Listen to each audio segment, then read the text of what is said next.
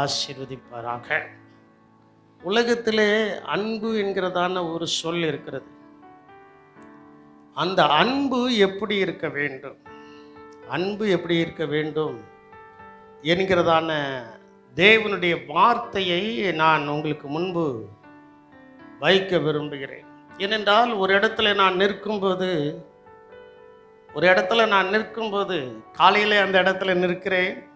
அன்னைக்கு நம்முடைய சபையில் ஜெபம் இருக்கிறது. ஜெபம் முடிந்து வெளியில் உட்கார்ந்திருக்கிறார்கள். அவர்களிடத்திலே இந்த வார்த்தையை நான் கேட்டேன். காலையிலே அந்த வியாபார ஸ்தலத்திலிருந்து ஜாமான்களை வாங்கிட்டு வரும்போது அங்கே நான் கேள்விப்பட்டதான ஒரு காரியம் என்ன கேட்டாங்கன்னா சிலர் அடிக்கடி ஊரை மாற்றிக்கிட்டே இருக்காங்களே, வீடை மாற்றிக்கிட்டே இருக்காங்களே, இதுக்கு என்ன அர்த்தம் அப்படின்னா, அப்போது ஒருத்தர் சொன்னார், காசின்னு கடையில் தான் ஒருத்தர் சொன்னார், அவங்களுக்குள்ள பிரச்சனைகள் அதிகமாக இருக்கும். அந்த பிரச்சனைகள் நிமித்தம் வீடை மாற்றுதாங்க, ஊரை மாற்றுதாங்க, எங்கேயாவது போய் இருக்கலான்ட்டு என்ன செஞ்சிருந்தாங்க, போயிருந்தாங்க. அதுக்கு அதை கேட்டிருந்தவர் சொன்னார், எங்கே போனாலும் உங்கள் நிழல், சொல்ல மாட்டேங்கிங்களே பதில், எங்கே போனாலும் உங்கள் நிழல் கூட தான் வருது. உங்கள் பிரச்சனை தீர வேண்டும் என்றால் அது கடவுளிடத்துல தான் போகணுன்ட்டு ரட்சிக்கப்படாத ஒரு மனுஷன் சொன்னார். அப்போ இதெல்லாம் கேட்டுட்டு ஜெபம் முடிந்ததுக்கப்புறம் சில நாட்கள் நான் அந்த இடத்துல உட்காந்து வந்திருக்கவங்கள்ட்ட பேசும்போது அவர்களிடத்துல இதை நான் சொன்னேன். இதே போல தானே சபையில் இருக்குது. சபையில் அவர்கள் ஒரு காரியம் பிடிக்கலன்னா ஒன்று ஊரை விட்டு போயிருந்தாங்க. ஏன்னா நம்ம சபையில் அப்படி நடந்திருக்கு, அனுபவத்தில் நான் சொல்லுதேன். ஊரை விட்டு என்ன செஞ்சுருந்தாங்க, போயிருந்தாங்கன்ட்டு இப்படி சில காரியங்களை நான் சொல்லிட்டு இருக்கும்போது அந்த சகோதரி சொன்னதான ஒரே ஒரு வார்த்தை நீ தூக்கி வாரி போட்டுட்டு என்ன சொன்னாங்கன்னா, அவங்க இயேசுவை பார்க்கவில்லை, உங்களை பார்த்தாங்க, உங்களை பார்த்ததுனால போயிட்டாங்க அப்படின்ட்டு. அப்போ இதுக்கு நீங்க சொல்லுதீங்க, இயேசுவை பார்த்திருந்தால் அவர்கள் கண்டிப்பாக இங்கே இருந்து என்ன செய்ய மாட்டாங்க, போக மாட்டாங்க. அப்போ இன்னைக்கு நம்ம எப்படி இருக்கிறோம்? அப்போ அந்த இயேசுவின் அன்பு நம்மிடத்தில் எப்படி இருக்கிறது? இந்த ரெண்டு காரியத்தையும், ஒன்று உலக பிரகாரமான ஒரு நபர் சொன்னதான வார்த்தை, ரெண்டு ரட்சிக்கப்பட்டு ஸ்நானம் எடுத்து நம்முடைய சபையில் இருக்கிறதுனா ஒரு விசுவாசி சொன்னதான வார்த்தை. இந்த ரெண்டு வார்த்தையும் மனசில் வைத்து நான் ஜெபித்து கொண்டு இருக்கும்போது தான் எனக்கு ஒரு வசனத்தை ஆண்டவர் கொடுத்தார்.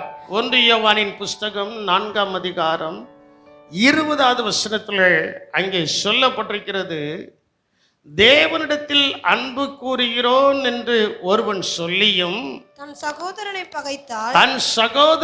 பகைத்தால் அவன் பொய்யன். பாருங்க, தேவனிடத்தில் அன்பு கூறுகிறேன் என்று ஒருவன் சொல்லியும் தன் சகோதரனை பகைத்தால் அவன் யாரு? அவர் ரட்சிக்கப்படல. பேருக்கு ஞானஸ்தானம் எடுத்திருக்காங்க, ஏதோ சபைக்கு வராங்க. பொய்யன்னா என்ன அர்த்தம்? பொய்யர்கள் எங்கே போவதில்லை, தேவனுடைய ராஜ்யத்திற்கு போவது. அப்போ தேவனுடைய ராஜ்யத்திற்கு நாம் போக வேண்டும் என்றால் இயேசுவே சொல்லியிருக்கிறார், கடைசி நாட்கள்ல அநேகருடைய அன்பு என்ன செய்யும், தனித்து. ஆனால் ரட்சிக்கப்பட்டு ஸ்நானம் எடுத்த நம்முடைய அன்பு ஒரு காலத்திலையும் என்ன செய்யக்கூடாது, தனியக்கூடாது. சபைக்குள் வருகிறதான நாம் இங்கே இருக்கிற எந்த நபரையும் பார்க்காதீங்க. அப்படி நீங்கள் பார்த்தால் அவர்களிடத்தில் இருக்கிற நல்ல காரியங்கள் உங்களை கவர்ந்து கொள்ளட்டும், தீய காரியங்களை விட்டு விடுங்கள். அல்லேலூயா. தீய காரியங்களை என்ன செஞ்சுங்க, விட்டுட்டு நல்ல காரியத்தை பாருங்க, நல்ல காரியத்தை பாருங்க. அது உங்களை ஆவிக்குரிய ஜீவியத்தில் ஒருபடி கூட என்ன செய்யும், வளர செய்யும். இங்கே சொல்லப்பட்டிருக்கு, தேவனிடத்தில் அன்பு கூறுகிறேன் என்று ஒருவன் சொல்லியும் தன் சகோதரனை பகைத்தால் அவன் பொய்யன். தான் கண்ட சகோதரனிடத்தில் அன்பு கூறாமல் இருக்கிறவன் தான் காணாத தேவனிடத்தில் எப்படி அன்பு கூறுவான்? கொஞ்சம் நீங்க யோசித்து பாருங்க, இன்னைக்கு இருக்கிறதான உலகத்துல அன்பு எப்படி இருக்கிறது? புருஷன் மனைவிக்குள்ள அன்பு சரியா இருக்கா? பிள்ளைகளுக்கும் பெற்றோர்களுக்கும் அன்பு சரியா இருக்கிறதா? ஆவிக்குரிய ஜீவியத்தில் ஊழியக்காரனுக்கும் விசுவாசிகளுக்கும் அன்பு சரியா இருக்கிறதா? ஒருத்தருக்கு ஒருத்தர் நான் எப்படி ஜீவிக்கிறோம், கொஞ்சம் ஆண்டவருடைய சமூகத்தில் உட்கார்ந்து நாம் நம்மை அலசி பார்க்கக்கூடிய ஒரு கடைசி காலம். இந்த அலசி பார்க்கக்கூடிய இந்த கடைசி காலத்தில் நாம் நம்மை அலசி பாராமல் இருந்தால் அந்த CEO நாயகன் வரும்போது அவர் சீண்டு நம்மளை கீழே வச்சுட்டு போயிடுவாரு. மேலே என்ன செய்ய முடியாது, போக முடியாது. அதனால் என் அன்பு தேவனுடைய ஜனமே, ஆண்டவர் அழகாய் சொல்கிறார், தான் கண்ட சகோதரிடத்தில் அன்பு கூறாமல் இருக்கிறவன் தான் காணாத தேவனிடத்தில் எப்படி என்ன செய்வான், அன்பு கூறுவான். அப்போ மனைவி புருஷனிடத்திலையும் புருஷன் மனைவிடத்திலையும் அன்பு கூற வேண்டும். கடந்த நாட்களில் ஒரு திருமணத்திற்கு நானும் பாஸ்டமாவும் போயிருந்தேன். நான் திருமணத்தை நடத்த வேண்டும், எனக்கு முன்னால ஒருத்தர் செய்தி கொடுத்தார். ரொம்ப நேரம் கொடுக்கல, 10 நிமிடங்கள் செய்தி கொடுத்தார், அவ்வளோதான். 10 நிமிடங்கள் செய்தி கொடுக்கும்போது ஒய்ஃப் அப்படிங்கிற அந்த வேர்டு, அந்த வேர்டை எடுத்து அவர் பேசினார். ஒய்ஃப்னா என்ன? சில நேரங்களில் ஒய்ஃப் நைஃபாய் மாறிடுது. ஒய்ஃப் எப்படி மாறிடுது? நைஃப்னா என்ன? உங்களுக்கு எல்லாம் நல்ல விவரம் தெரியுது, கர்த்தருக்கு ஸ்தோத்திரம். ஒய்ஃபு நைஃபா என்ன செய்யுது? அவர் சொன்ன வார்த்தை சாட்சிக்கு பாசிட்டிவமாக இருக்காங்க. அப்போ அந்த ஒய்ஃபுங்கிறதுக்கு அவர் டெஃபினிஷன் கொடுத்தார். டபிள்யூ அப்படின்னா ஐ எம் வித் யூ. ஒரு புருஷன் மனைவியோடு கூட என்ன செய்கிறார்? சொல்ல, ஐ எம் வித் யூனா என்ன அர்த்தம்? வித் யூ என்ன அர்த்தம்? உன்னுடன் இருக்கிறேன். ரெண்டாவது ஐனா என்ன அர்த்தம்னு சொன்னார்னா இன் யூ, நான் உனக்குள்ள என்ன செய்கிறேன், உனக்குள்ள என்ன செய்கிறேன், இருக்கிறேன். எஃப் சொல்லுங்க, ஃபார் யூ, நான் உனக்காக நான் என்ன செய்கிறேன், இருக்கிறேன். ஈனா ஃபாருக்கு சொன்னீங்க, ஈக்கு சொல்லுங்க எண்ட் யூ, கடைசி வரைக்கும் உன்னோடு கூட என்ன செய்வேன், இருப்பேன். இதுதான் ஒய்ஃபுங்கிறதுக்கு அர்த்தம். இன்னைக்கு அநேகர் இதை கடைபிடிப்பது எனக்கு ரொம்ப ஆச்சரியமாக இருந்துச்சு. நான் என்னுடைய நோட்ஸில் நான் எழுதி வச்சிருக்கிறேன். ஏன்னா நம்ம நிறைய திருமணத்துக்கு போகிறோம்ல, இதை நம்ம அவங்களுக்கு சொல்லலாம்ல. அப்போ ஒய்ஃப் என்பது என்ன அப்படின்னா முடிவு வரைக்கும் உன்னோடும் உனக்குள்ளும் உனக்காகவும் நான் என்ன செய்வேன். இன்னைக்கு அப்படி இருக்கா? அவர் சொன்ன வார்த்தை, நான் தயவு செய்து நீ மன்னிச்சிடணும். நான் கேட்டதை உங்களிடத்துல சொல்லுதேன், கேட்டதை உங்களிடத்துல என்ன செய்தேன் சொல்லி, அதுக்கப்புறம் 4 இங்கிலீஷ் வேர்டு சொன்னார். அதை நான் சொல்ல இப்போது எனக்கு சரியா ஞாபகத்தில் வரல. 2 வார்த்தை மட்டும்தான் அது ஞாபகத்தில் இருக்கிறது. இருக்கட்டும், ஒய்ஃப். அப்போ புருஷன் மனைவிக்குள்ள அன்பு இருக்கா? பிள்ளைகளுக்கும் பெற்றோர்களுக்கும் அன்பு இருக்கா? அன்புள்ளவர்களாய் இயேசு, இங்க பாருங்க, உங்க புருஷன் உங்களுக்கு விரோதமாய் ஒரு காரியத்தை செஞ்சிட்டாரு, உங்க மனைவி உங்களுக்கு ஒரு விரோதமாய் ஒரு காரியத்தை செஞ்சிட்டா, உங்க பிள்ளைகள் உங்களுக்கு விரோதமாய் ஒரு காரியத்தை செஞ்சிட்டாங்க, நீங்க உங்க பிள்ளைகளுக்கு விரோதமாக ஒரு காரியத்தை செஞ்சிட்டீங்க. இதையே நாம் மன்னித்து மறந்து அன்பு கூற முடியலன்னா நாம் செய்த எவ்வளவு பெரிய பாவத்தை எல்லாம் இயேசு மன்னித்து மறந்து அவைகள் எல்லாவற்றையும் முதுகுக்கு பின்னால் போட்டு சமுத்திரத்தின் ஆழத்தில் போட்டு கிழக்குக்கும் மேற்குக்கும் எவ்வளோ தூரமோ அவ்வளோ தூரமாய் நம்மை விட்டு விலக்கி இவ்வளவாய் அன்பு கூர்ந்தார். அல்லேலூயா! இவ்வளவாய் என்ன செய்தார்? அன்பு கூர்ந்தார். அப்போ அவர் அன்பு கூர்ந்திருக்கும் போது நாம் அன்புள்ளவர்களாய் இருக்கிறோமா? என் கேள்வி அதுதான். இந்த திருமண ஆராதனைக்கு போயிட்டு வந்ததற்கு அப்புறம், அந்த கடையில் அந்த வார்த்தைகளை சொன்னதுக்கு அப்புறம், அந்த நம்முடைய விசுவாசி சொன்ன இந்த 3 காரியங்களையும் வைத்து நான் சிந்தித்துட்டு இருக்கும்போது தான் அன்பை குறித்ததான ஒரு தெளிவான சில வார்த்தைகள் எனக்கு என்னுடைய அனுபவத்தில் அதை கர்த்தர் கொண்டு வர உதவி செய்தார். அப்போ கண்ட சகோதரிடத்தில் அன்பு கூறாதவன் காணாத தேவனிடத்தில் எப்படி அன்பு கூறுவான்? ஒருவன் தேவனிடத்தில் அன்பு கூறுகிறேன் என்று சொல்லியும் சகோதரனிடத்தில் சகோதரனை பகைத்தால், அன்பு கூறாவிட்டால் அவன் யாரு? நான் சொல்லல, கர்த்தருடைய வசனம் என்ன செய்கிறது? சொல்லுகிறது. அப்போ பொய்யர்கள் தேவனுடைய ராஜ்யத்திற்கு போவார்களா? உடனே நீங்க யாரும் எடுத்துடக்கூடாது. பாஸ்டர் என்னைய தான் சொல்றாரு, உங்களை நான் வசனத்தை தான் சொல்லுவேன். அல்லேலூயா. நீங்க நல்லா இருக்க வேண்டும். நீங்க நல்லா இருந்தால் தான் நான் நல்லா இருக்க முடியும். அல்லேலூயா. நீங்க ஆசீர்வாதமா இருந்தால் தான் நான் ஆசீர்வாதமா என்ன செய்ய முடியும்? இருக்க முடியும். அந்த ஒரு ஒரு எல்லைக்குள்ள நான் வந்துட்டேன். அங்க கடைசியாய் சொல்லப்பட்டிருக்கிறது, தேவனிடத்தில் அன்பு கூறுகிறவன் தன் சகோதரனிடத்திலும் அன்பு கூற வேண்டும் என்கிற இந்த கற்பனையை அவராலே பெற்றிருக்கிறோம். அல்லேலூயா. எல்லாரிடத்திலும் அன்பா இருக்கணும், எல்லாரிடத்திலும் அன்பு பாராட்டணும், ஐக்கியம் தான் கொள்ளக்கூடாது. அங்கே போய் சாப்பிட்டுட்டு தேவையில்லாத இடத்துல போய் சாப்பிட்டுட்டு தான் இருக்கக்கூடாது. அன்பு எல்லா இடத்துலையும் என்ன செய்யணும்? அன்பை குறித்து கடைசியாய் ஒரு 17 காரியங்களை நான் உங்களுக்கு சொல்ல போகிறேன். அன்பை குறித்து 17 காரியங்கள் வேகமாய் சொல்லி முடித்துருவேன். அதற்கு முன்னால அந்த அன்பு எப்படிப்பட்டதாக இருக்க வேண்டும்? ஒன்று, பாரபட்சம் இல்லாத அன்பு, பட்சபாதம் இல்லாத அன்பு. இயேசு நம்மிடத்தில் வைத்திருக்கிற அன்புல என்னதில்லை?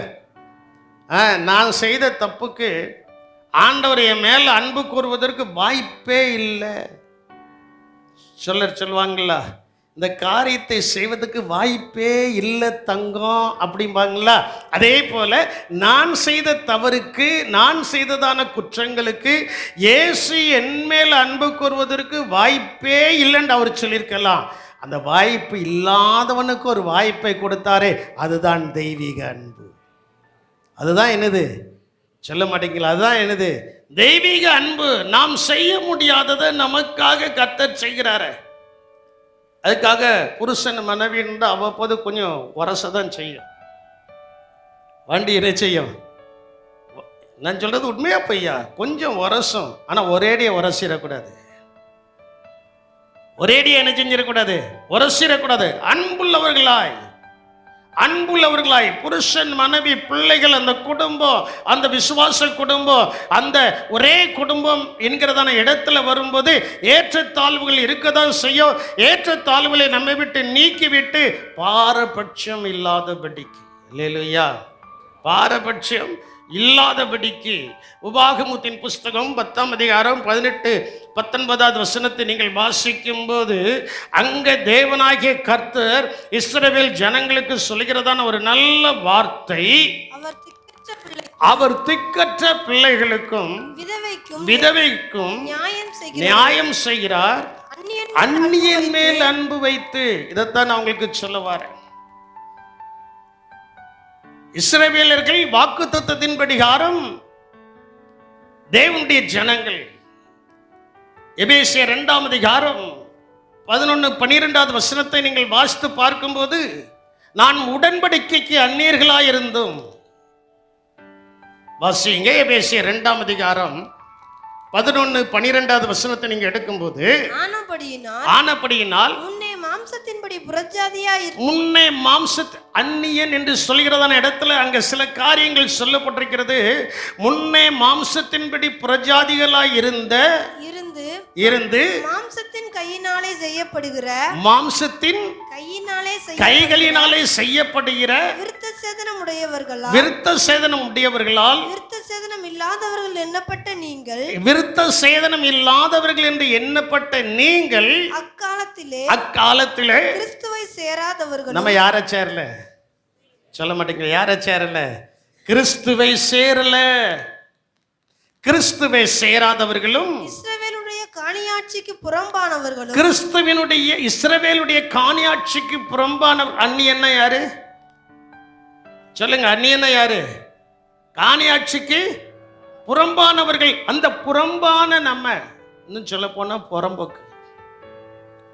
புறம்போக்காய் இருந்த நம்மை, என்னை, அடுத்தது வாக்குத்தத்தத்தின் உடன்படிக்கைக்கு அந்நியரும். எப்படி இருந்தோம்? வாக்குத்தத்தத்தின் உடன்படிக்கைக்கு அந்நியரும். நம்பிக்கை இல்லாதவர்களும் நம்பிக்கையே இல்லை. இனி இந்த உலகத்துல நமக்கு ஒரு வாழ்வு உண்டா, நமக்கு ஒரு ஆசீர்வாதம் உண்டா என்கிறதான நம்பிக்கை இல்லாதவர்களும், இவ்வுலகத்தில் தேவன் அற்றவர்களுமாய் இந்த உலகத்தில் தேவன் அற்றவர்களுமாய் இருந்தீர்கள் என்று நினைத்துக் கொள்ளுங்கள். கொஞ்சம் நினைச்சு பாருங்க. அப்ப இயேசு நம்மிடத்துல எப்பொழுது அன்பு கூர்ந்தார்? தேவன் நம்மிடத்துல எப்பொழுது அன்பு கூர்ந்தார்? கொஞ்சம் சிந்திச்சு பாருங்க. நான் அந்த 2 பேருடைய வார்த்தையை கேட்டு அதை நான் தியானம் பண்ணிட்டு இருக்கும்போது, 3வது ஒரு நபர் அந்த திருமணத்துல அவர் 10 நிமிஷத்துல 2 டெபினிஷனை மட்டும் கொடுத்துட்டு போயிட்டாரு. Wife ABCD. ஏபி எனக்கு ஞாபகத்தில் இருக்கு, சிடி என் டைரியில் பார்த்தா தான் தெரியும். ஏ என்றால் அட்ஜஸ்ட், பி என்றால் பிலீவ். புருஷன் மனைவி ஒருத்தருக்கு ஒருத்தர் சமாளித்து சகித்து என்ன செய்ய வேண்டுமா? போக வேண்டும். அதுதான் அன்பு. அல்லேலூயா. இன்னைக்கு அநேகருக்கு அந்த நான் சொன்னது அந்த மாம்சிகம் எழும்பும் போது குடும்பத்தில் ஆசீர்வாதம் குறைகிறது. குடும்பத்தில் ஆசீர்வாதம் என்ன செய்கிறது? குறைகிறது. பி என்றால் பிலீவ், நம்பிக்கை. ஒருத்தருக்கு ஒருத்தர் நம்பிக்கையுரியவர்களா என்ன செய்யணும்? இருக்கணும். அந்த 2 வேர்டு எனக்கு கொஞ்சம் மறந்து போச்சு. என் அன்பு தேவனுடைய சின்னமே, தேவனுடைய பிள்ளைகளை, நான் உங்களுக்கு சொல்கிறதான சுருக்கமான வார்த்தை என்னவென்றால், அந்நியன் மேல் அன்பு வைத்து அவனுக்கு அன்னவஸ்திரம் கொடுக்கிறவருமாய் என்ன செய்கிறார்? இருக்கிறார். நம்ம மேல அன்பு வைத்து நமக்கு என்ன வஸ்திரம் கொடுத்துருக்கிறார்? இன்னைக்கு நாமலாம் உங்க முன்னால இப்படி இந்த சஃபாரி போட்டுக்கிட்டு ஆயிரக்கணக்கான இந்த மைக்கை மாட்டிட்டு உங்க முன்னால நிற்கணும்னா அது தேவன் என் மேல் வைத்த அன்பு. அல்லேலூயா. உங்க வீட்டில் ஒவ்வொரு காரியத்தையும் கர்த்தர் வெற்றிகரமாக நடத்தி தரார்ல, அது தேவன் உங்கள் மேல் வைத்த அன்பு. நீங்கள் கடன் இல்லாமல் வாழுவதற்கு பல வாசல்களை திறந்து, வானத்தின் பொக்கிஷங்களை திறந்து உங்கள் மேல் அளவில்லாத ஆசீர்வாதத்தை பொழிகிறார் அல்லவா, அது தேவன் உங்கள் மேல் வைத்த அன்பு. மருத்துவர்கள் சில நேரத்தில் நம்மளை கைவிட்டு விடலாம். மருத்துவர்கள் நம்மை ஒரு சில நேரங்களில் கைவிட்டு விடலாம். அவ்வளவுதான், எங்களால் முடிஞ்சதை நாங்கள் பார்த்து விட்டோம். இதுக்கு மேலே நீங்கள் கையெடுத்து கும்பிடுகிற தெய்வம் தான் உங்களுக்கு என்ன செய்யணும்? உதவி செய்து சொல்றாங்களா? அப்படி எல்லாராலும் கைவிடப்பட்ட நேரத்தில் நம்மை கட்டி அரவணைத்து ஆசீர்வதித்தாரே, இதுதான் ஒரு தெய்வீக அன்பு. அல்லேலூயா. இதுதான் என்னது? ஒரு தெய்வீக அன்பு. அந்த வசனத்தில் சொல்லப்பட்டிருக்கிறது. உபாகமம் 10ஆம் அதிகாரம் 18வது வசனத்தை மீண்டும் வாசிக்க கேட்போம். அவர் திக்கற்ற பிள்ளைக்கும் விதவைக்கும் நியாயம் செய்கிறவரும், விதவைக்கும் நியாயம் செய்கிறவரும், அந்நியன் மேல் நான் திக்கற்றவன். நான் உங்ககிட்ட ஒத்துக்கொள்கிறேன். 1.5 வயசுல எங்க அப்பா இறந்துட்டாங்க. 1.5 வயசுல எங்க அப்பா இறந்ததுக்கு அப்புறம் எங்க அம்மா என்ன செய்ய முடியும்? அந்நாட்கள்ல சம்பளம் என்ன தெரியுமா? நல்ல இணையக்கம். நீங்க சம்பளம் என்ன தெரியுமா? 10 பக்கம் நெல் உரல்ல போட்டு குத்துனா காப்பிடி அரிசி சம்பளம். 10 பக்கம் நெல்ல உரல்ல மாங்குன்னு என்ன செய்யணும்? சொல்ல மாட்டேங்கல, மாங்குன்னு என்ன செய்யணும்? குத்தணும். 10 பக்கம் நெல்ல குத்துனா கால்பிடி அரிசி சம்பளம். கால்பிடி அரிசியை வச்சு நீங்க என்ன செய்ய முடியும்? நானும் என்னுடைய தாயாரும் இருக்கிறோம். ஆனா அந்த திக்கற்ற தாயினுடைய ஜெபம், அந்த திக்கற்ற தாயின் மேல் கர்த்தர் வைத்திருந்த அன்பு, அவர்கள் ஜெபித்ததான ஜெபம் இன்னைக்கு என்னை இந்த இடத்துல ஒரு நல்ல ஊழியக்காரனாய் நிறுத்தி இருக்கிறது. அல்லேலூயா. உங்களை நான் சொல்ல முடியாதுல்ல, அதனால என்னுடைய அனுபவத்தை நான் உங்களுக்கு சொல்லுறேன். அவர் திக்கற்ற பிள்ளைகளுக்கும், எங்க அம்மா விதவைகளுக்கும் நியாயம் செய்கிறவரும், அந்நியன் மேல் அன்பு வைத்து அவனுக்கு இலவசமா வஸ்திரத்தை கொடுக்கிறார். எப்படி கொடுக்கிறாரு? நான் ஒரு கடையில் கஷ்டப்பட்டவங்களுக்குன்ட்டு கிறிஸ்மஸ்க்கு நான் ஜவுளி எடுப்பேன். அப்படி நான் ஜவுளி எடுத்துக்கிட்டு இருக்கும்போது அவங்க கேட்டாங்க, சார் இவ்வளோ ஜவுளி எடுத்திருக்கீங்களே, இத்தனை பேருக்கு கொடுக்க போறீங்களா, உங்களுக்கு நான் சொன்னேன், எனக்கு கர்த்தர் தருவார். அல்லேலூயா. எனக்கு என்று நான் வஸ்திரங்களை எடுத்து கிட்டத்தட்ட 25-30 வருஷங்களுக்கு மேல ஆச்சு. சபையில் வருகிற திருமண காரியங்கள், சபையில் வருகிற நல்ல காரியங்கள், அவங்களுடைய வீட்டில் நடக்கிற நல்ல காரியங்கள்ல முதல்ல அவங்க ஒரு வஸ்திரத்தை எடுத்து எனக்கும் பாஸ்டமாவுக்கும் கொண்டு வந்து என்ன செய்திருக்காங்க, கொடுத்துருக்க. அதை நாங்கள் சந்தோஷமா ஏற்றுக்கொண்டிருக்கிறோம். அந்த அன்ன வஸ்திரத்தை, அன்ன வஸ்திரம் என்று சொல்வதை பார்க்கலாம், அந்த அன்பின் வஸ்திரத்தை கொடுக்க செய்கிறவர் யார்? இரட்சகராகிய இயேசு கிறிஸ்து. எத்தனையோ நேரங்களில் நீங்க சாப்பாட்டுக்கு என்னடா செய்கிறது யோசித்துக்கிட்டு இருக்கும்போது யாரோ ஒருவர் வந்து ஒரு பக்கம் அரிசியவோ, ஒரு பாக்கெட்டு மாவையோ, ஒரு ஒரு ஒரு 100 கிராம் எதையா ஒன்று கொண்டு வந்து கொடுத்துருக்காங்களே, அது யார் செய்ததான காரியம்? கர்த்தர் செய்ததான காரியம். அவர் நம்ம மேலே அன்பா இருக்கிறார். நம்ம மேலே எப்படி இருக்கிறாரு? அன்பு வைத்து அவனுக்கு அன்ன வஸ்திரம் கொடுக்கிறவருமாய் இருக்கிறார். காரணம் என்னன்னா, நீங்கள் எகிப்து தேசத்திலே அந்நியர்களாய் இருந்தபடியால் ஆண்டவர் நம்மளை நல்ல வாழ வச்சிருக்கும் போது எவர்கள் கஷ்டப்படுகிறார்களோ நம்முடைய கண்களுக்கு முன்பு அவர்களுக்கு போய் இறங்கணும். அவர்களுக்கு என்ன செய்யணும்? இறங்கணும். வாழ்நாள் முழுவதும் நானே கஷ்டப்படுதேன், எனக்கு யார் செய்வா நினைக்கக்கூடாது. இரக்கம் உள்ளவனுக்கு கர்த்தர் இறங்குவார். இரக்கம் நியாய தீர்ப்பு முன்பு என்ன செய்யுமா? மேன்மை பாராட்டும். இறங்கணும். அவங்களுக்கு போய் என்ன செய்யணும்? இறங்கணும். அவங்களுக்கு நம்மளால முடிஞ்சதை என்ன செய்யணும்? செய்யணும். அவங்களுக்கு நம்மளால காரியங்களை என்ன செய்யணும்? செய்யணும். எதற்காக நான் சொல்றேன்னா, அதான் உண்மையான அன்பு. அல்லேலூயா. உண்மையான அன்பு. 1 பட்சபாதம் இல்லாத அன்பு, 2 தன்னலமற்ற, செல்ஃபிஷ். தன்னலம்னா என்னது? செல்ஃபிஷ் தானே. செல்ஃபிஷ் இல்லாத தன்னலமற்றதான ஒரு அன்பு. இயேசுவுக்கு அந்த தன்னலமே கிடையாது. அதான் அவர்கிட்ட வந்து கேள்வி கேட்குறாங்க. மத்தேயு 22ஆம் அதிகாரம் 33 முதல் 39 வசனங்களை நீங்கள் எடுத்து வைத்துக் கொள்ளுங்கள். இயேசுவின் இடத்துல வந்து கேள்வி கேட்குறாங்க. அவர்கிட்ட கேள்வி கேட்கும்போது, ஐயா, கற்பனைகளிலெல்லாம் பிரதான கற்பனை என்னையா அப்படின்ட்டு கேட்கும்போது இயேசு சொல்கிறார், இயேசு அவனை நோக்கி, உன் தேவனாகிய கர்த்தரிடத்தில் உன் முழு இருதயத்தோடும், உன் முழு ஆத்மாவோடும், உன் முழு மனதோடும் என்ன செய்வாயாக. நான் உங்களுக்கு ஒரு காரியத்தை சொல்றேன். தேவன் மேல உங்களுக்கு ஒரு தனி அன்பு வந்துட்டுனா எந்த ஜெபத்துக்கும் தாமதமாய் வர மாட்டீர்கள். எந்த ஜெபத்துக்கு என்ன செய்ய மாட்டீங்க? அது தேவன் மேல உள்ள அன்பு. அதே நேரத்தில் பாஸ்டர் மேல அன்பு இருந்தா நீங்க தாமதமாக தான் வருவீங்க.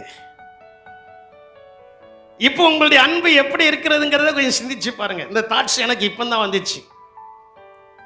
ஆண்டவர்கிட்ட அவன் கேட்கிறான், ஆண்டவரே, கற்பனைகளில் எல்லாம் பிரதானமான கற்பனை என்ன என்ன என்று கேட்கும்போதே அவனை நோக்கி சொல்கிறார், உன் தேவனாகிய கர்த்தரிடத்தில் உன் முழு இருதயத்தோடும், உன் முழு ஆத்மாவோடும், உன்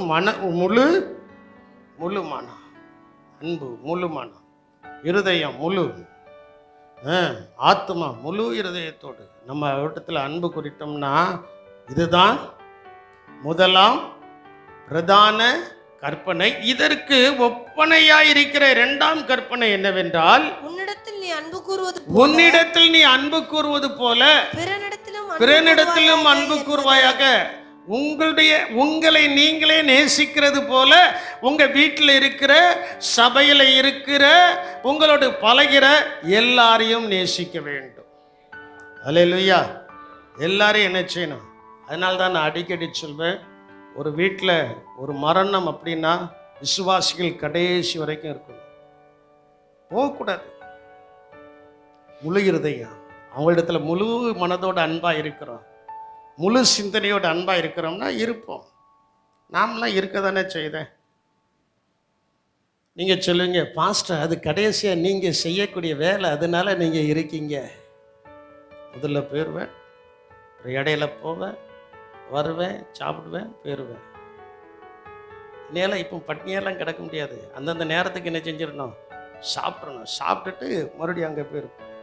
மறுபடியும் முடிச்சுட்டு வந்து குளிச்சுட்டு மறுபடியும் டீ காஃபியெல்லாம் குடிச்சு கொஞ்சம் கெதி ஆகிடும். போகக்கூடாது, அங்கே இருக்கும். நாம் இருப்பது நம்முடைய விசுவாச குடும்பத்திற்கு ஒரு தேவ பலன். அல்லேலூயா சொல்ல மாட்டேங்கிங்களே, ஒரு தேவ பலன். நீங்க போய் இப்போ இருக்கல, உங்க வீட்டில் ஒரு சம்பவம் வருது. அப்போ உங்க வீட்டில் ஒருத்தர் இல்லைன்னா நீங்க என்ன நினைப்பீங்க? சே, இந்த சபைக்கு போன இந்த சபையில் ஒருத்தருக்காவது என் மேல அன்பு இல்லையா நினைப்பீங்களா? நினைக்க மாட்டீங்களா? அனுபவ ரீதியாகி நாம் பேசுவோம். நினைப்போமா? நினைக்க மாட்டோமா? நினைப்போம். அதனால நான் உங்களுக்கு வாட்ஸ்அப்பில் போட்டு விடுதேன், குரூப்பில் போட்டு விடுதேன். குரூப்பில் போடுறது உங்கள்கிட்ட வரல அப்படின்னா உங்கள் நம்பர் என்கிட்ட இல்லைன்னு அர்த்தம். உங்கள் நம்பர் இல்லைன்னா நீங்கள் எழுதி கொடுத்துட்டு போகணும். நீங்கள் எழுதி கொடுக்க, உங்களுக்கே எழுதி கொடுக்க மனசு இல்லைன்னா, உங்களுக்கே எழுதி கொடுக்கறதுன்னு ஒரு அன்பு இல்லைன்னா நான் எப்படி உங்களுடைய நம்பரை சொப்பனத்தில் காண முடியுமா, தரிசனத்தில் காண முடியுமா? யோசித்து பாருங்க, யோசித்து பாருங்க. ஐயனால அந்த அன்பு எப்படி இருக்கணும்? உன்னிடத்தில் நீ அன்பு கூறுவது போல பிறனிடத்திலும் என்ன செய்வாயாக, அன்பு கூறுவாயாக. உங்களுடையவர்களிடத்தில் நீங்கள் அன்பு கூறுவது போல எல்லாரிடத்திலும் என்ன செய்ய வேண்டும், அன்பு கூற. 1 பட்சபாதம் இல்லாத அன்பு, 2 தன்னலமற்ற அன்பு, 3 சீடத்துவத்தின் உறுதியான அன்பு. சபையில் ஒருவருக்கொருவர் அன்பாக இருக்க வேண்டும். சபையில் ஒருவருக்கொரு என்ன செய்யணும்? நான் அதனால தான் அடிக்கடி சொல்வேன், என்னைய பாருங்க, சாப்பாடா கடைசியாக தான் சாப்பிடுவேன். அதுக்காக உங்களை நான் கடைசியாக சாப்பிட சொல்ல, இருந்து அவசரப்படாமல் அப்படி ஒரு நாள் வருதுன்னா ஒருத்தருக்கு ஒருத்தர் விசாரிக்கலாம்ல. என்னக்கா நீங்கள் என்ன செய்தீங்க, என்ன தம்பி நீங்கள் என்ன செய்தீங்க, உங்கள் வேலைகள் எப்படி இருக்குது, உங்களுடைய தொழில் எப்படி இருக்குது, உங்களுடைய வருமானங்கள் விசாரிங்க. ஏன் விசாரிக்க சொல்றோம்னா, பொறாமை கொள்வதற்கு அல்ல, ஜெபிப்பதற்கு. அல்லேலூயா. உங்களுடைய விசாரணை ஜெபிப்பதற்கு அது பலனா என்ன செய்கிறது, இருக்கிறது. நாங்கள் சில நேரத்தில் உங்கள் வீட்டில் வந்து உங்களை விசாரிக்கிறோம். எதற்கு?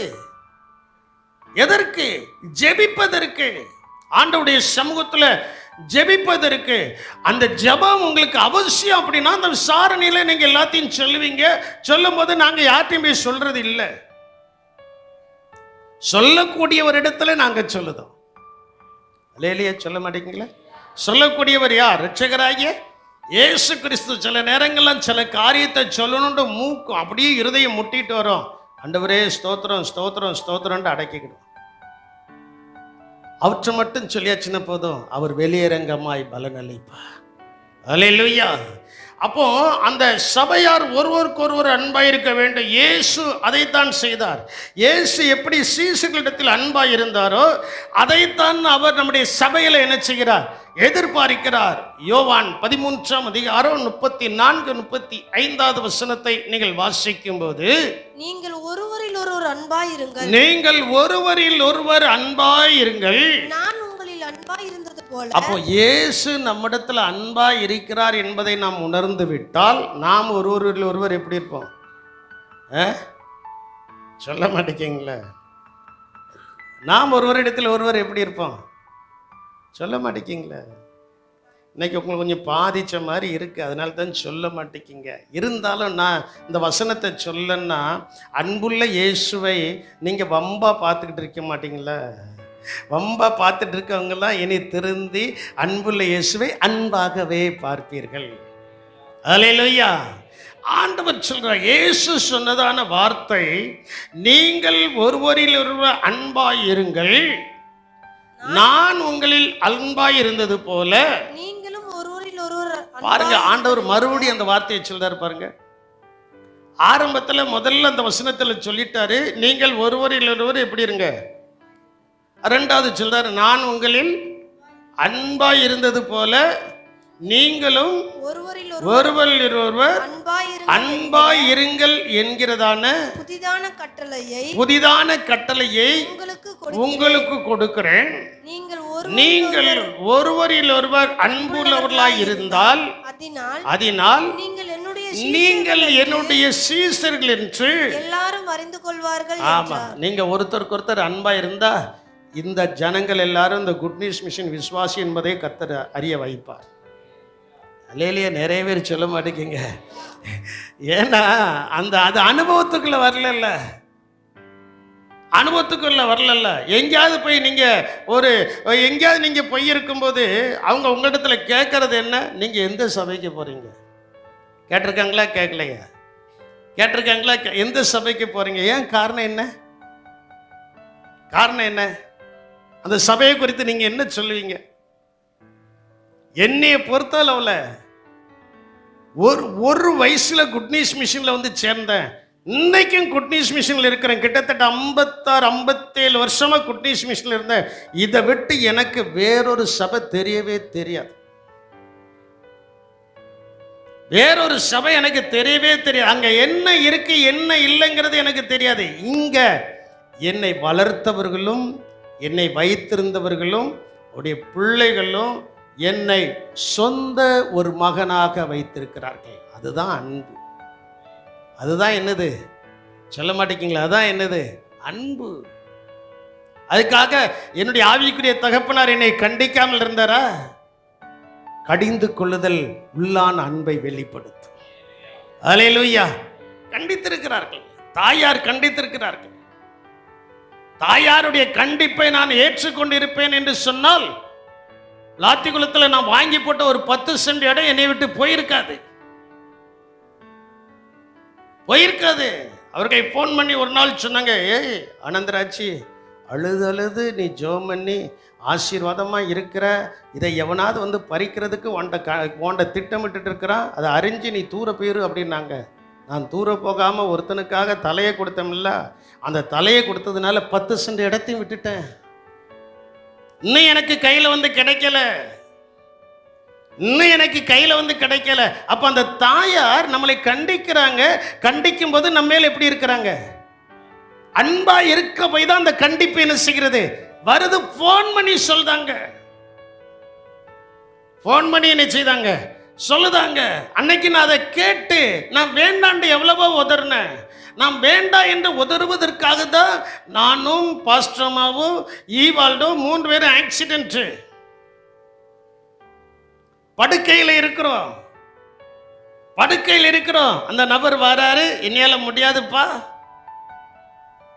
முடியாதுன்னு எவ்வளவு சொல்லி பார்க்கிறேன். இல்லைன்னு சொல்லி அது ஒரு வகையான அன்பு. அந்த அன்புனால இணங்கினதுனால நமக்கு இழப்புகள் என்ன செய்தது? வந்தது. எதற்காக இதை சொல்கிறேன் என்றால், ஒருவருக்கொருவர் அன்புள்ளவர்களாய் நாம் ஜீவிக்கும் போது நம்முடைய அன்பு பிறருக்கு இழப்பை கொண்டு வராது, அது ஆசீர்வாதத்தை கொண்டு வர வேண்டும். அல்லேலூயா. ஏனென்றால் அடுத்தபடியாக சொல்லப்பட்டிருக்கிறது, அன்பு தன் ஜீவனை கொடுக்கிறதான அன்பு. அன்பு என்ன செய்யுமா? ஜீவனையே கொடுக்கும். இயேசு நாம் பாவிகளாய் இருக்கும்போது நமக்காக எதை கொடுத்தாரா? ஜீவனை கொடுத்தார். நாம் பாவிகளாய் இருக்கும்போது இயேசு நமக்கு எதை கொடுத்தாரு? ஜீவனை கொடுத்தார். யோவான் 15ஆம் அதிகாரம் 11-12 வசனத்தை வாசிக்கும் போது அங்கே சொல்லப்பட்டிருக்கிறது. யோவான் 15:11-12 சொல்லப்பட்டிருக்கிறது, என்னுடைய சந்தோஷம் உங்களில் நிலைத்திருக்கும், நான் உங்களில் அன்பாய் இருந்தது போல நீங்களும் ஒருவரில் அன்பாய் இருக்க வேண்டும் என்பது என்னுடைய கற்பனையாய் இருக்கிறது. ஒருவன் தன் சிநேகிதனுக்காக தன் ஜீவனை கொடுக்கிற அன்பிலும் அதிகமான அன்பு ஒருவரிடத்திலும் இல்லை. பாருங்க, இயேசு அப்படி நம்ம இடத்துல அன்பு கூர்ந்திருக்கார். என்கிட்ட அன்பு கூர்ந்திருக்காரு. ஸ்தோத்திரம். என்கிட்ட என்ன செஞ்சிருக்காரு? அன்பு கூர்ந்திருக்காரு. இன்னைக்கு நாம எப்படி இருக்கிறோம்? வேதவசனம் சொல்கிறது, இயேசுவும் சொல்லியிருக்கிறார், கடைசி கால சம்பவங்கள்ல ஒரு வார்த்தை என்றால் அநேகருடைய அன்பு தணிந்து போ, விசுவாசத்தை காண்பாரோ, இப்படி பல வார்த்தைகள் சொல்லப்பட்டதில்ல. இன்னைக்கு ஏன் ஆண்டவர் நமக்கு முன்னால இதை வைத்திருக்கிறார் என்று சொன்னால், நாம் பழைய நிலைமைக்கு திரும்ப வேண்டும். எபேசு சபையில் ஆவியானவர் கண்டுபிடித்த ஒரு குறை என்ன? எபேசு சபையில் ஆவியானவர் கண்டுபிடித்த ஒரு குறை என்ன? நீ ஆதியிலே கொண்டிருந்த அன்பை விட்டாய் என்று உன் பேரில் எனக்கு, அதிலிருந்து நீ என்ன செய்? மனம் திரும்பு. என் அன்பு சகோதரா, என் அன்பு சகோதரி, ஏதோ ஒன்றுக்காக கர்த்தர் உன்னோடு கூட இடைப்படுகிறார் என்பதை மறந்துவிட்டு உன்னுடைய மாம்சமும் மனசும் விரும்புகிற காரியத்தோடு நீ போகாதே. கர்த்தர் உன்மேல் மிகவும் அன்பாய் இருக்கிறார். அல்லேலூயா. அங்கே சொல்லப்பட்டிருக்கிறது, ஒருவன் தன் சிநேகிதனுக்காக தன் ஜீவனை கொடுக்கிற அன்பிலும் அதிகமான அன்பு ஒருவனிடத்திலும் இல்லையே. இயேசு எனக்காக தன் ஜீவனை கொடுத்தார்.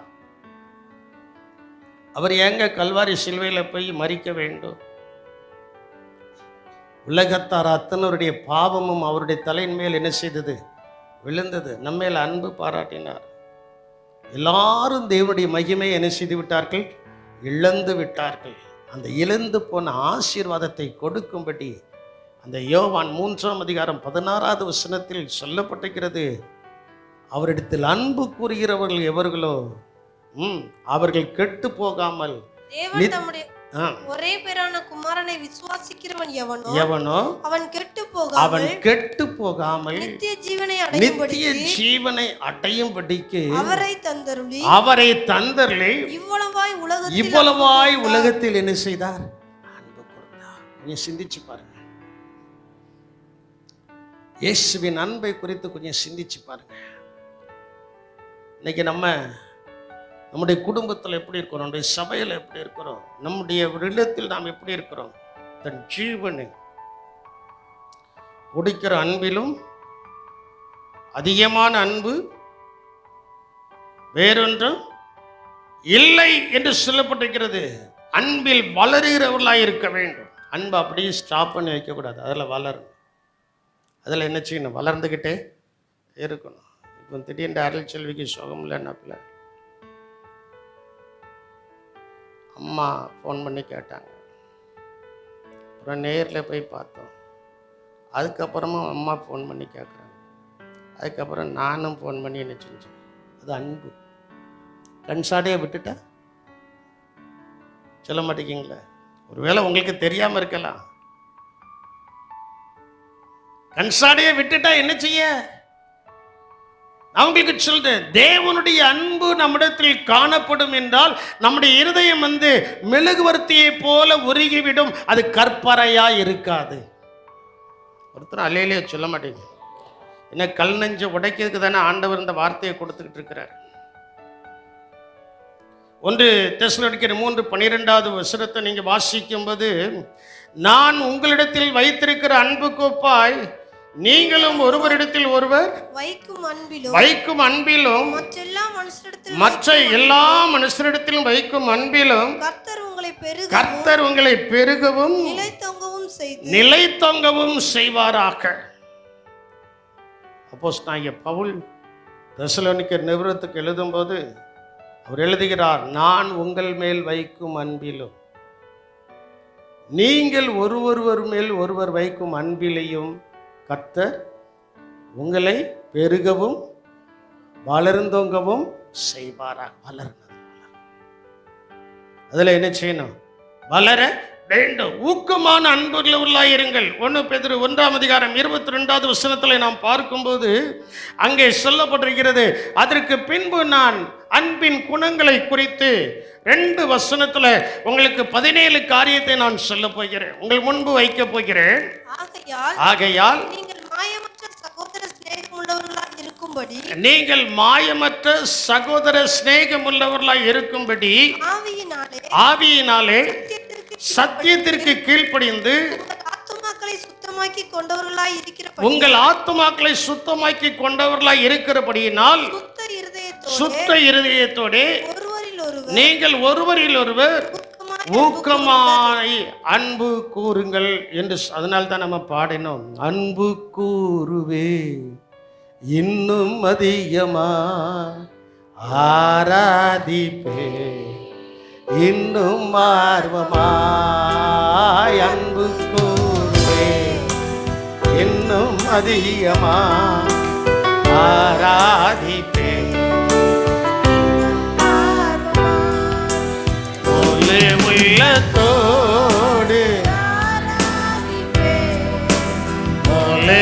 நலத்தோடு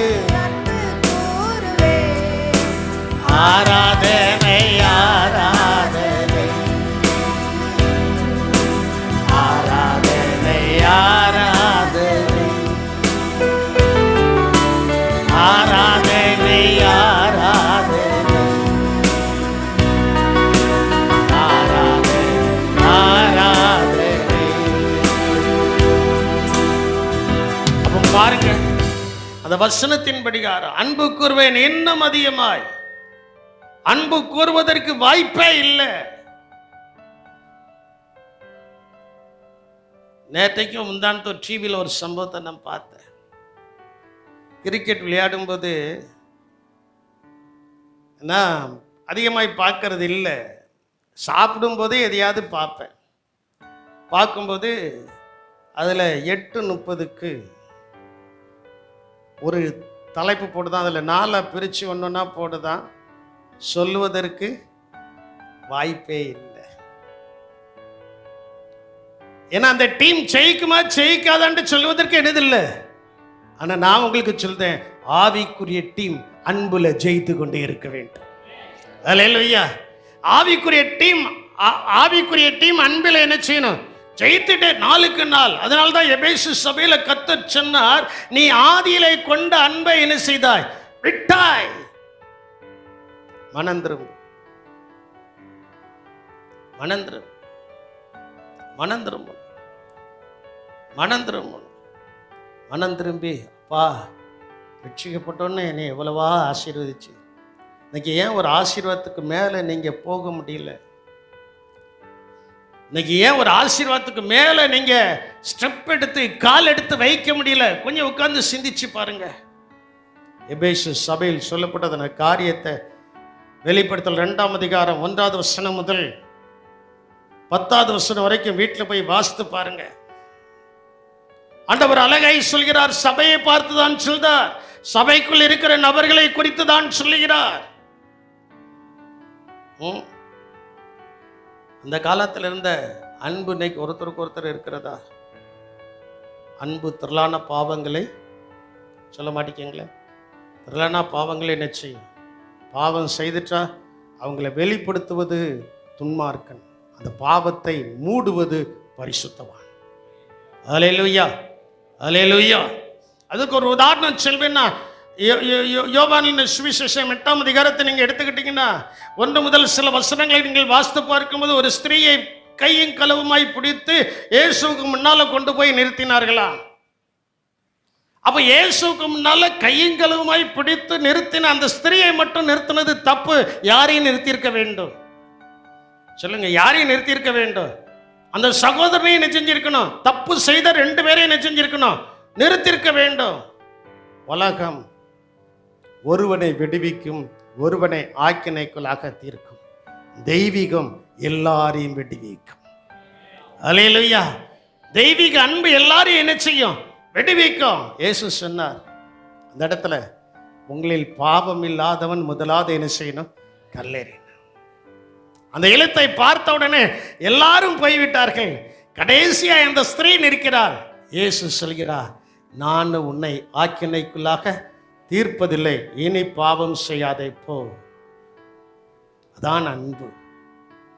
அதுதான் என்னது? அன்பு, தெய்வீக அன்பு. இன்னைக்கு தெய்வீக அன்பு நம்மிடத்துல இருக்கா? சொல்லி சொல்லி சொல்லி சொல்லி அவங்களை வளர விடாதபடிக்கு அவங்களை தடுத்துக்கிட்டே இருக்கிறோமே. அந்த தடுதல் அன்பு நம்மளுக்கு வேண்டாம். ஒரு தெய்வீக அன்பு இறங்கி வரட்டும். அல்லேலூயா. அன்பின் குணங்கள் 1 கொரிந்தியரின் புஸ்தகம் 13ஆம் அதிகாரம் 4 முதல் 8 வசனங்கள்ல 15 காரியங்கள் சொல்லப்பட்டிருக்கு. 15 காரியங்கள், 16 காரியங்கள் சொல்லப்பட்டிருக்கிறது. 13ஆம் அதிகாரம் 4வது வசனத்தை நிதானமாய் வாசிக்கும் போது, அன்பு நீடிய சாந்தம் உள்ளது. அன்பு எப்படிப்பட்டது? சொல்ல மாட்டேங்களா? அன்பு எப்படிப்பட்டது? நீடிய சாந்தம் உள்ளது. 2வது, அன்பு தயவு உள்ளது. அன்புக்கு என்னது இருக்கு? தயவு, இறக்க குணம் இருக்கு. தயவுன்னா அடுத்த வார்த்தை என்ன? இறக்கம். அன்பு தயவுள்ளது. 3 அன்புக்கு பொறாமை இல்லை. ஆமா, அவங்க எல்லாத்துலயும் நல்லா இருக்காங்களே, எனக்கு ஒண்ணுமே இல்லைங்கிற பொறாமை இல்லை. நான் சிலர்கிட்ட சொல்லுவேன், என் அஸ்திபாரத்தை தோண்டி பாருங்க, இன்னைக்கு இருக்கிறத பார்க்காதீங்க. அஸ்திபாரம் எப்படி இருந்துச்சு, அதுல நான் ஆண்டவர் என் மேல அன்பா இருந்ததுனால இவ்வளத்தையும் தந்திருக்கிறாரு. இல்லையா? ஆண்டவர் என் மேல அன்பா இருந்ததுனால இன்னும் தந்துகிட்டு இருக்கிறாரு. அதுல பொறாமப்படக்கூடாது. ஆண்டவர் உங்க மேல அன்பா இருக்கிறதுனால உங்களுக்கு நிறைய கொடுத்துட்டு இருக்கிறாரு. அதுல என்ன செய்யக்கூடாது? பொறாமையே வரக்கூடாது. பொறாமை எலும்பு உரிக்கி. பொறாமை என்னது? எலும்பு அப்படி உரிக்கிறோம். அன்புக்கு பொறாமை இல்லை. 4வது, அன்பு தன்னை என்ன செய்யாது? புகழாது. தன்னையே புகழாது. நம்மை பிறர் தான் புகழ வேண்டும். உலகத்தில் இருக்கும்போதே புகழணும். சட்டசபை எடுத்துக்கிட்டா அங்கே சொல்றாங்க, அங்கே முகஸ்துதி என்ன செய்கிறார்கள்? பாடுகிறார்கள். முகஸ்துதி என்ன செய்கிறார்கள்? பாடுகிறார்கள். முகஸ்துதியெல்லாம் செய்ய வேண்டாம், உண்மையான காரியத்தை சொல்ல வேண்டும். அல்லேலூயா. உண்மையான காரியத்தை என்ன செய்யணும்? சொல்லணும். உண்மையாய் நடந்து கொள்ள வேண்டும். 5வது, அன்புக்கு என்னதில்லை? இருமாப்பு இராது. இருமாப்பு, நான் இப்படிதான் இருப்பேன் அப்படிங்கிற எண்ணம் இருக்காது. அன்பு இருந்துச்சுன்னா நம்ம தாழ்மைப்படும். அன்பு இருந்தால் நம்ம என்ன செய்வோம்? தாழ்மை தானா வரும். இயேசு அவ்வளோ பெரிய தெய்வமாக இருந்தும் அவரை குறித்து சொல்லப்பட்டிருக்கிறது, அவர் மரண பரியந்தம் தம்மை என்ன செய்தார்? எல்லாரும் சொல்லுங்க, அவர் மரண பரியந்தம் தம்மை என்ன செய்தார்? அந்த வசனத்தை எடுத்து வாசிங்க பார்ப்போம். அவர் தேவனாய் இருந்தும், பிலிப்பியர் 2ஆம் அதிகாரத்திலையா அல்லட்டா எபிரேயர்ல இருக்கும், பிலிப்பியர்ல தான் 2ஆம் அதிகாரத்தை எடுங்க. அவர் தேவனுடைய ரூபமாய் இருந்தும், அவர் தேவனுடைய ரூபமாய் இருந்தும், தேவனுக்கு சமமாய் இருப்பதை, அவர் தேவனுடைய ரூபமாய் இருந்தும், 6வது வசனத்துல தேவனுக்கு சமமாய் இருப்பதை கொள்ளையாடின பொருளாக எண்ணாமல் தம்மை தாமே நமக்கு ஒண்ணுமே இல்லை. ஆனா நம்ம வருத்தம் எப்படி இருக்கு? நமக்கிட்ட ஒண்ணுமே இல்லை, ஆனா நம்ம வருத்தம் எப்படி இருக்கு? ஆனா இயேசுட்டு எல்லாம் இருக்கு. அவர் தம்மை தாமே வெறுமையாக்கி அடிமையின் ரூபம் எடுத்து மனுஷ சாயலானார். அவர் மனுஷ ரூபமாய் காணப்பட்டு மரண பரியந்தம், அதாவது சிலுவையின் மரண பரியந்தமும் கீழ்ப்படிந்தவராகி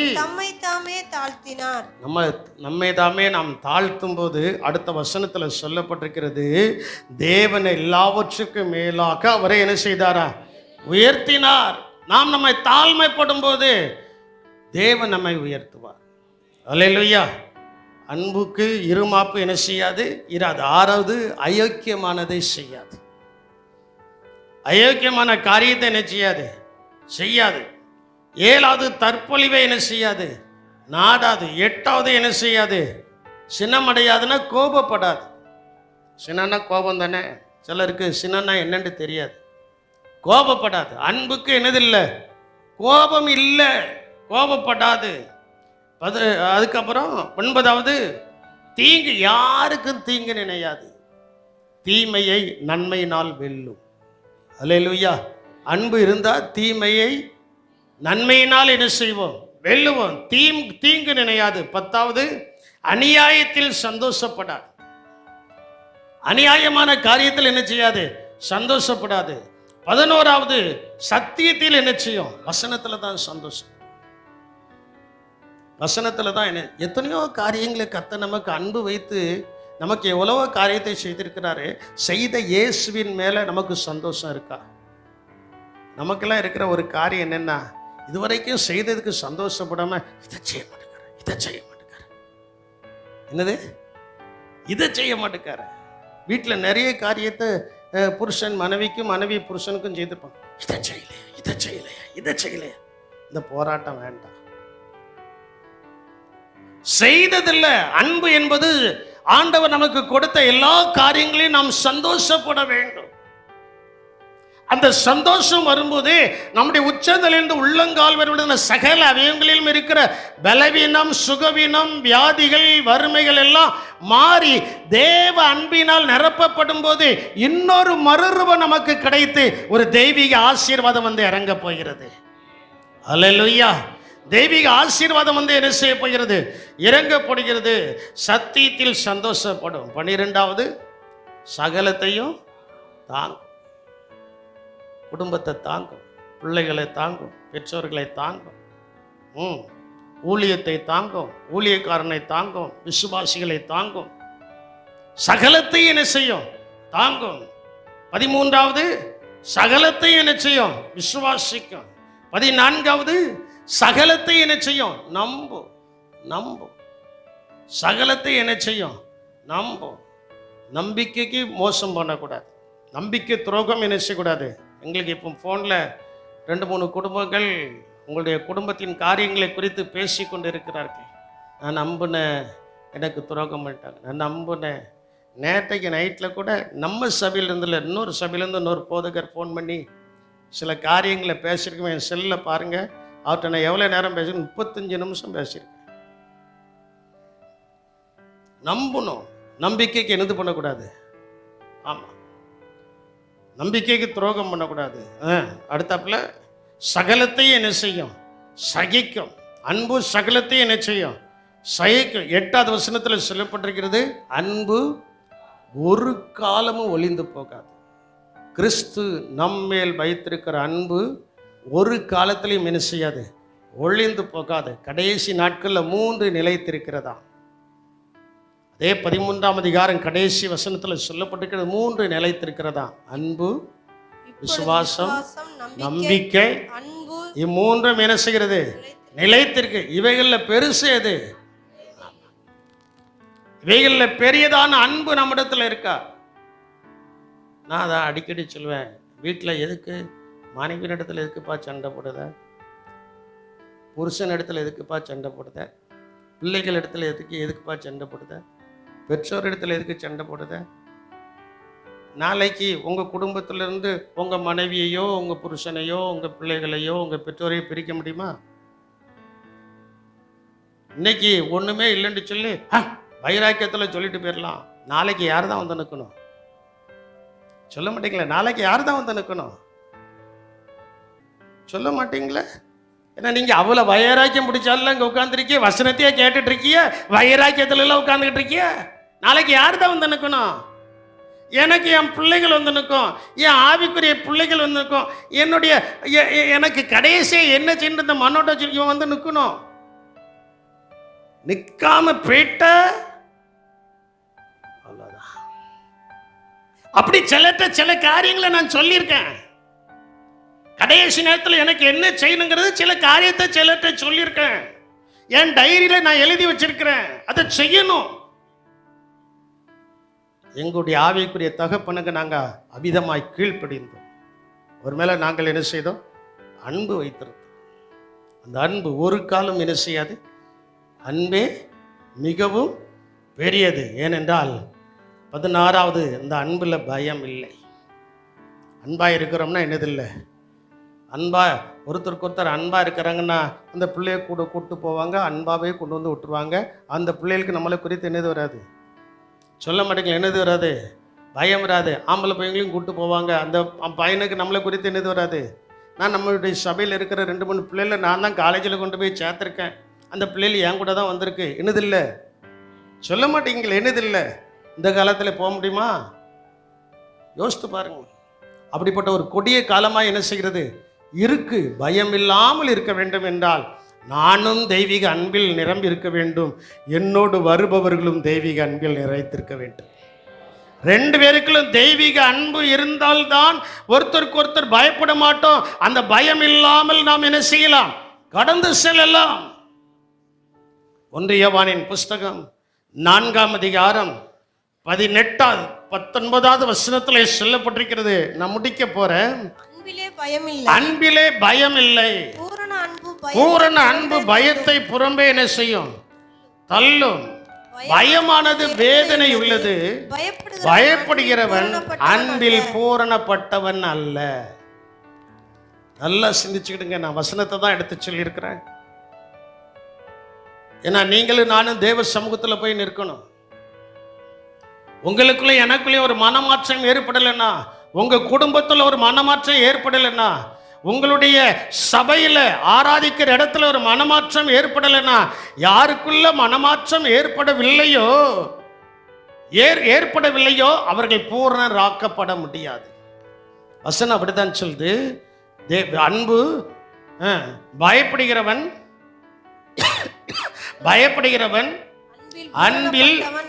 அன்புல பூரணப்பட்டாச்சுன்னா பயம் கடுகளவு கூட இருக்காதுங்க. பயப்படாமல் என்ன செய்யலாம்? அதனால தான் வாழைப்பழத்தையும் தண்ணியில் கழுவி தான் சாப்பிடணும், உரிச்சி. கர்த்தருக்கு ஸ்தோத்திரம். அப்படிப்பட்ட பரிசுத்தவான்கள்லாம் பரிசுத்தவாட்டிகள்லாம் நம்ம இடத்துல இருக்கிறாங்க. அன்புல என்னதில்லை, பயம் இல்லை. உங்ககிட்ட ஒருத்தட்ட பேசுறதுக்கு பயமா இருக்குன்னா அவரிடத்துல ஏதோ ஒரு சிக்கல் இருக்கு, நம்மிடத்துல ஏதோ ஒரு சிக்கல் இருக்கு. அந்த சிக்கல் நீக்கப்பட்டால் தான் தெய்வீகத்தில் நாம் என்ன செய்ய முடியும்? வளர முடியும். கடைசியாய் சொல்லப்பட்டிருக்கிறது, அவர் முந்தி நம்மிடத்தில் அன்பு கூர்ந்தபடியால் நாமும் அவரிடத்தில் அன்பு கூறுகிறோம். எல்லாரும் 2 கரங்களை உயர்த்தி சொல்லுங்க, இயேசு முந்தி என்னிடத்தில் அன்பு கூர்ந்தபடியால் நானும் அவரிடத்தில் அன்பு கூறுகிறேன். அப்படியே முழங்கால் நின்று கொஞ்ச நேரம் இந்த ஒரு வசனத்தை மட்டும் உங்க இருதயத்தில் பதிய வச்சு நீங்க சொல்லுங்க பாப்போம். அவர் என்னிடத்தில் அன்பு கூர்ந்தபடியினால் நானும் அவரிடத்தில் அன்பு கூறுகிறேன்.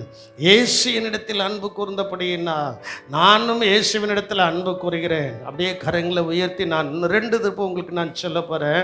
அந்த அன்பு உண்மையிலே உங்களை நிரப்பும் என்று சொன்னால், ஒரு தெய்வீகம் உங்களை நிரப்பி அந்த தெய்வீகத்தில் உண்டான ஆசீர்வாதங்கள் எல்லாம் இந்த நாளிலிருந்து கர்த்தர் உங்களுடைய குடும்பத்தை திரும்பவும் கட்டி உங்களுடைய குடும்பத்தில் திரும்பவும் அந்த ஆசீர்வாதங்களை எல்லாவற்றையும் கொடுத்து உங்களை ஆசீர்வதிக்க போறார். எல்லாரும் 2 கரங்களை உயர்த்துங்க, உயர்த்தி சொல்லுங்க, இயேசு என்னிடத்தில் முந்தி அன்பு கூர்ந்தபடியால் நானும் இயேசுவிடத்தில் அன்பு கூறுகிறேன்.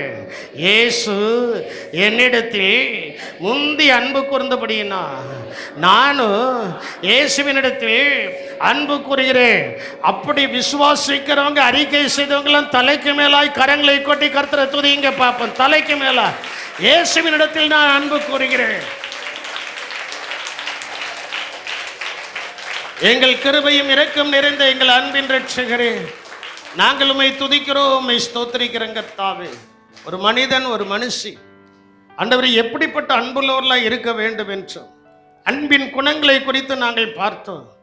எங்களுக்குள்ள ஒரு மாற்றங்கள் வரட்டும் ஆண்டவரே. யாரிடத்தில் என்ன காரியங்கள் காணப்பட்டாலோ, குடும்பத்திலேயோ ஆண்டவரே உம்மை துதிக்கிறோம், புருஷன் மனைவிக்குள்ளேயோ, பெற்றோருக்கும் பிள்ளைகளுக்குமோ, பிள்ளைகளுக்கும் பெற்றோர்களுக்குமோ ஆண்டவரே உம்மை துதிக்கிறோம், சபையில் ஊழியக்காரனுக்கும் விசுவாசிகளுக்குமோ, விசுவாசிகளுக்கும் ஊழியக்காரர்களுக்குமோ, அல்லவிட்டால் ஒவ்வொரு விசுவாசிகளுக்குள்ளேயோ காணப்பட்ட தவறுதலான சிந்தனைகளை நீர் மாற்றி போட்டு நாங்கள் எல்லாரும் கிறிஸ்துவின் அன்பில் பிணைக்கப்பட்டவர்கள் என்பதை அறிந்து கிறிஸ்துவின் அன்பில் நிறைந்து நாங்கள் வாழும்போது அந்த கிறிஸ்துவாகிய தேவன் எங்களுக்காக சிலுவையில் சம்பாதித்த சகல ஆசீர்வாதத்தையும் நீர் எங்களுக்கு கொடுத்து ஆசீர்வதிக்க போகிறபடினாலும் உமக்கு ஸ்தோத்திரம்.